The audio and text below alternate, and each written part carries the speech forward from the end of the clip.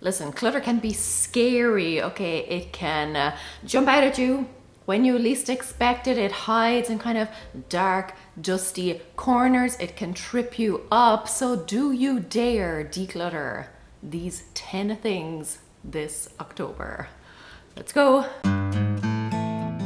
Hey, how's it going? It's Laura, and it is fittingly dark and dreary here today. Let's jump right into the list. The first is one of the most horrifying places in your home, or certainly in my home. That is underneath your couch cushions. Now mine, listen, I have a dog. I have a large dog. She likes to lie on the back of the couch here. She destroys these cushions. I barely have couch left. But underneath these couch cushions lies untold horrors. If you're tackling this one, come armed with some form of handheld vacuuming device, because I can pretty much guarantee that it's going to be pretty nasty under here. On the plus side though, it's kind of like thrift shopping, you know, like you have to sift through a lot of dirt, but you will occasionally find a gem. There may be some coins down there, you know, some cash. There may be, you know, like a lost earring that you forgot about. Who knows what hidden treasures are buried under here? But like I said, you will have to sift through a lot of dirt to get there. But then finders keepers applies. Whatever's under here is yours, both good and bad. Another scary space in your home then is your junk drawer, or honestly, I have like a junk drawer, I have a junk cupboard, and then there's another junk drawer over there. These I feel are somewhat necessary because there is a lot of stuff in your home that probably doesn't have a dedicated space. Like it doesn't have a lot of mates to go with. So like books belong in a bookcase, clothes belong in a closet or a wardrobe or a dresser or something, you know. Everything else tends to have a specific dedicated place that it can go, whereas your junk drawer is your catch-all. It's for all of those stragglers that don't really fit in anywhere else. The junk drawer is where stuff goes to die. I'll tell you why it tends to build up, because one of the kind of causes, one of the biggest causes of clutter I have found is you don't want to make a decision on something. It's too hard to make a decision, so we just think, I'll keep it for now. This might be useful. I'll keep it just in case. And you throw it in a junk drawer or a similar space, and before you know it, you can't even open that drawer. The point is, there's stuff in here that is waiting for you to make a solid decision on it. Should it stay or should it go? And I'll give you a hint, probably most of it can go. How many elastic bands does one person need? If it hasn't seen the light of day anytime in the past few months, you can probably safely live without that thing. It's so dark in here today. Anyway, next on the list is what I like to call witch's brew. It is all of your alcohols, your mixers, anything that you would use to mix up a drink, cups, stirrers, cocktail shakers, all of those things, anything you would use to make or mix up a drink for yourself or a guest. Or if, like me, this category for you is incredibly small or even non-existent, you could use this opportunity to go through syrups, sauces, things like that. We do not keep a lot of these on hand because we don't drink ourselves. Now, if you use all of this stuff on a regular basis, maybe you like to host people at your house. You and I are two very different people. I do not like people in my house at all. This is my sanctuary. No one can cross the threshold unless they are very, very dear to me, or unless it is some form of emergency.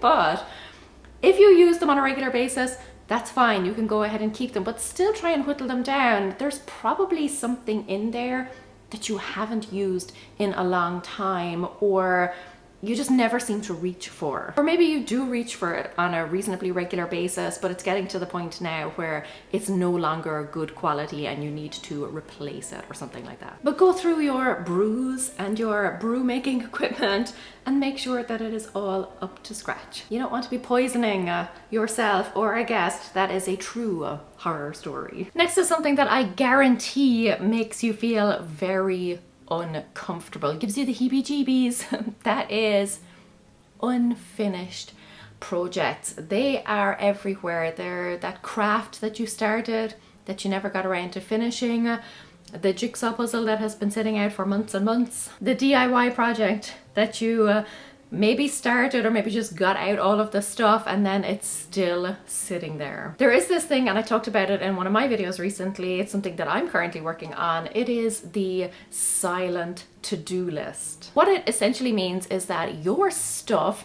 is trying to tell you something. You're keeping this kind of running tally in your head and it is mentally exhausting. It's so draining and you don't even realize it. That is what all of these unfinished projects are doing for you. You look around and you feel exhausted, you feel overwhelmed, you feel drained, you feel maybe guilt or shame because it's still sitting there and you haven't dealt with it. You're going to do yourself a massive favor if you, one, just declutter the stuff.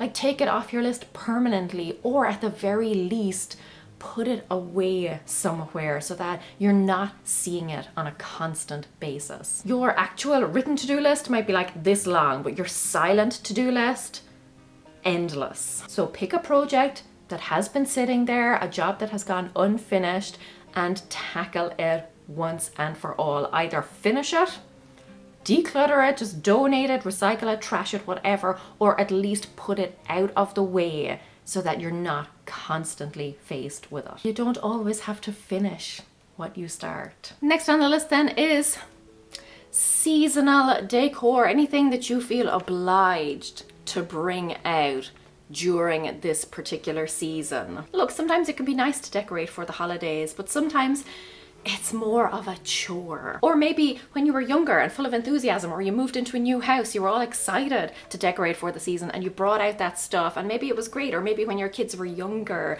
you know, you really enjoyed decorating, but now several years have passed and it just fills you with dread, honestly, to have to put that much time and effort. But here's the thing, you don't have to keep up that level of decorating. Like, you're not responsible to anybody. You don't answer to anybody but yourself. If you don't want to do it, that's totally fine. Take out the pieces that really mean a lot to you, the things that you look forward to putting out. Just get rid of the rest. Do yourself a favor. Someone else would love this stuff. Jack here is never, ever being donated. I will be buried with Jack. We'll just be two skeletons together forever. I mentioned buried treasure earlier, and one thing that you often need when you are looking for buried treasure is a map. But here's the thing, once you have found the treasure, the map, pretty much useless. You can just go ahead and get rid of that. The same is true for the maps in your life. I am talking all of the property maps, you know, your land surveys, maybe your landscaping plans, maybe your valuations, architectural drawings or something like that, that really you do not need anymore. And possibly you even have documents that pertain to a previous property that you don't even own anymore. Pull out all of those things, probably have them sitting in a filing cabinet somewhere or in a folder, in a binder. Go through them and see which ones you actually need to keep, and then let go of the rest. Like, give the shredder a bit of a workout. Once you have found your treasure, you don't need the map anymore. Okay, we've come upstairs for this next one. It's so dark today. Anyway, next on our list is costumes. Like, kids get all the cool stuff. I don't even want to talk about it. It really annoys me. But anyway, if you have costumes either for yourself or your kids, now is a great time to go through them. Donate the ones that you no longer need or want, or that your kids have outgrown. Back in my day, you wore like a black sack or something, like you wore a witch's hat and you carried around a broom, you know, like the sweeping brush from your house. And that was it. But no, we have raised the stakes for some reason since, and now you've got to pay like $40, $50 for a costume, like something your kid is probably only going to wear once. But also, even if you don't have costumes, now is a good time to go through anything that you would wear for a specific occasion or a specific event or activity. For example, after I gave up my legal career, I had a lot of suits afterwards, and I had to be really honest with myself about when I was ever going to wear a suit again. Maybe you're in the medical profession, you've got a lot of scrubs, maybe you have to wear a uniform as part of your work, maybe you take part in some form of activity that requires that you wear something specific, maybe you've just got a lot of ball gowns in your closet, in which case, fair play to you. You're obviously more of a social butterfly than I am, although really that wouldn't be difficult. I have set the bar very low there. I go out maybe once a year. Sightings of me are more rare than Bigfoot. But yeah, anything that you would dress up in for a specific thing, and also factor in costume jewelry or any accessories. So while you're going through, even if it is Halloween costumes, don't just go through the actual item of clothing. Maybe there are, I don't know, like headpieces or particular shoes or like swords and things that go with the outfits. Make sure that you're getting through all of that stuff as well. So here's something else that can cost a scary amount of money and can be hiding all over the place, taking up valuable space in your drawers, particularly your bathroom drawers and cupboards, and that is all of your toiletries, like your lotions and potions. I gave up on this game a long time ago. Like I have one body lotion, I've had it for years. I don't know how long I've had this, but sometimes in the winter I will use like a tiny amount of it, and then I have like an SPF that I sometimes wear. I should wear it more often than I actually do. But over the years, you can collect a lot of stuff that you're just not using. Plus this stuff goes bad. I know I told you that I've had this for years, and really I shouldn't. Really I should have got rid of this by now, because everything has some form of life expectancy on it. Like if you look on the back of all of these things, you will see the little tub with the open lid that will indicate how many months you are supposed to keep this after you have opened it. Whittle down your collection to the things that are in good condition and that you're actually using. Do you need them? Do you use them? Do you love them? Or can you let them go? Lads, honestly, I cannot get over how dark it is. It has been so sunny the past few weeks.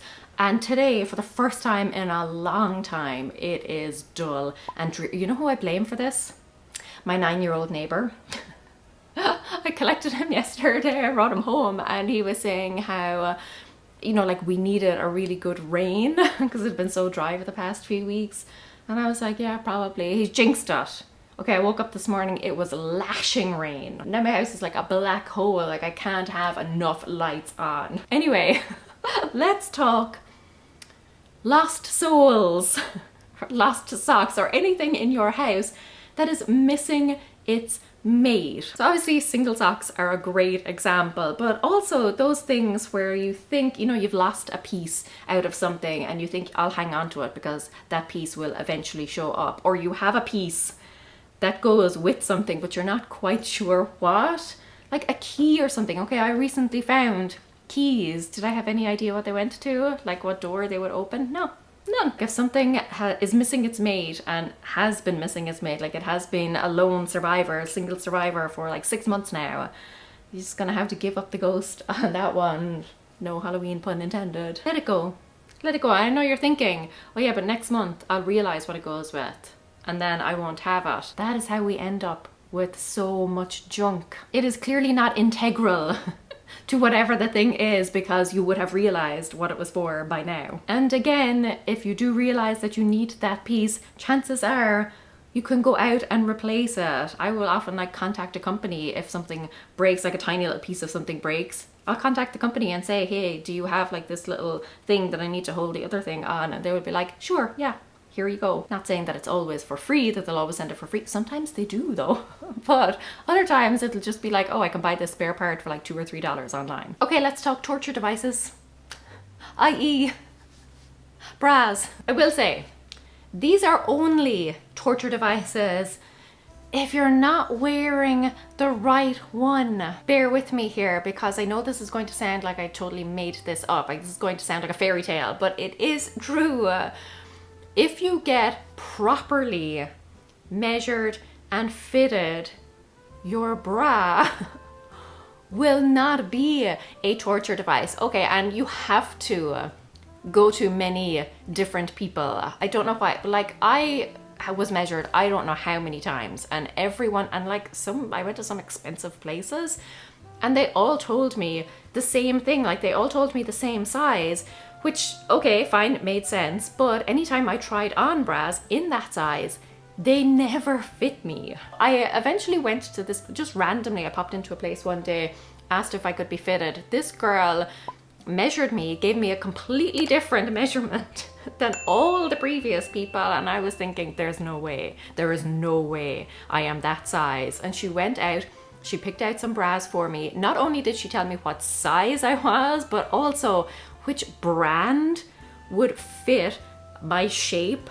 better. She came in with these bras, she was like, try these on. I tried one on, I was like, it fits like a glove. I still have it.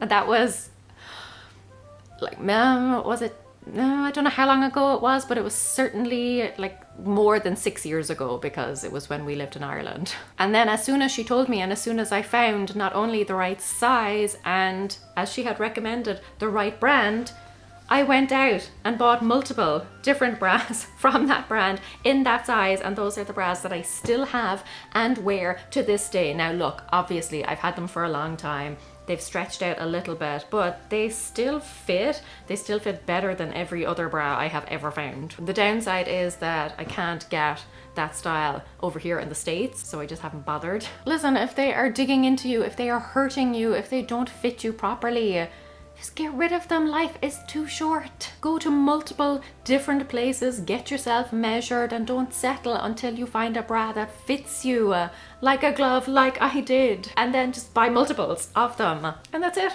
You're set for life then. Not really, but you know what I mean. Now, if you want to keep with the spooky decluttering vibe, then check out my video on Swedish death cleaning. I'm actually currently Swedish death cleaning. A really good intro, and something that I have found has helped me let go of a lot more stuff. Until then, enjoy the spooky season. Gur mil mahagweb. Agus feki me shif shiglua. Slán.